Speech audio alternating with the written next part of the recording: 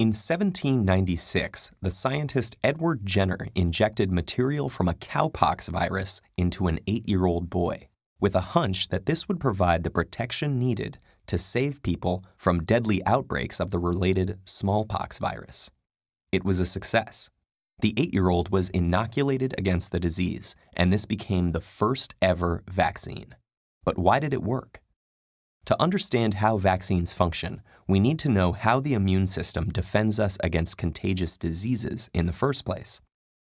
When foreign microbes invade us, the immune system triggers a series of responses in an attempt to identify and remove them from our bodies.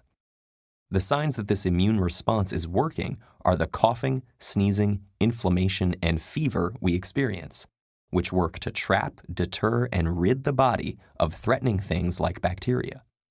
These innate immune responses also trigger our second line of defense, called adaptive immunity. Special cells called B cells and T cells are recruited to fight microbes and also record information about them, creating a memory of what the invaders look like and how best to fight them. This know-how becomes handy if the same pathogen invades the body again.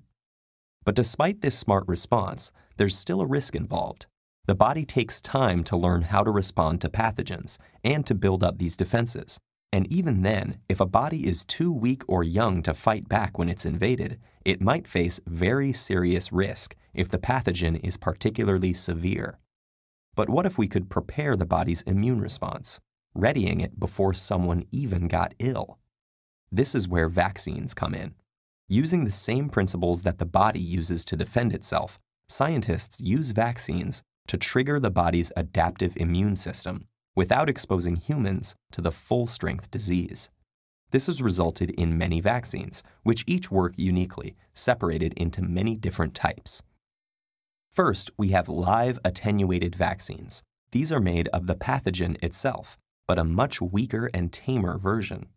Next, we have inactive vaccines, in which the pathogens have been killed. The weakening and inactivation in both types of vaccine ensures that pathogens don't develop into the full-blown disease. But just like a disease, they trigger an immune response, teaching the body to recognize an attack by making a profile of pathogens in preparation. The downside is that live attenuated vaccines can be difficult to make, and because they're live and quite powerful, people with weaker immune systems can't have them, while inactive vaccines don't create long-lasting immunity. Another type, the subunit vaccine, is only made from one part of the pathogen, called an antigen, the ingredient that actually triggers the immune response.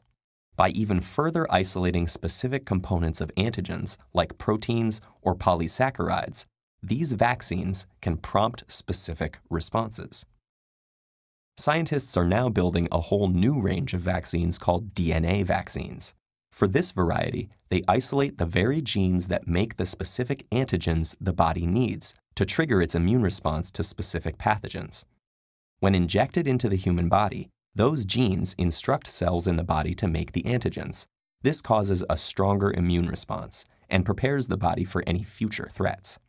And because the vaccine only includes specific genetic material, it doesn't contain any other ingredients from the rest of the pathogen that could develop into the disease and harm the patient. If these vaccines become a success, we might be able to build more effective treatments for invasive pathogens in years to come. Just like Edward Jenner's amazing discovery spurred on modern medicine all those decades ago, continuing the development of vaccines might even allow us to treat diseases like HIV, malaria, or Ebola one day.